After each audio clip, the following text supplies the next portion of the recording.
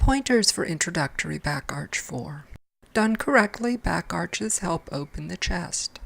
Jane wants to align herself on the center of her mat before she lies back. She can reposition herself slightly by bending her knees and lifting her hips once in the pose, but she won't be able to see her legs.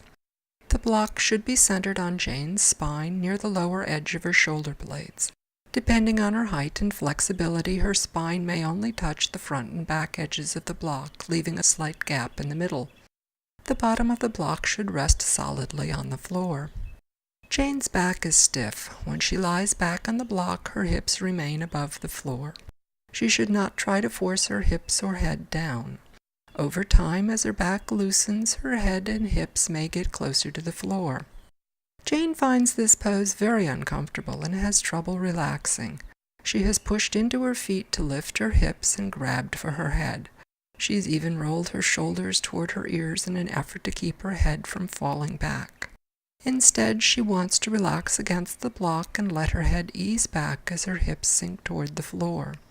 As she relaxes, she wants to let her arms and legs roll out as her shoulders ease away from her ears.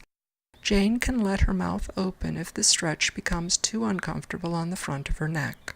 To exit, Jane places her hands next to her hips and pushes herself up while keeping the back extension.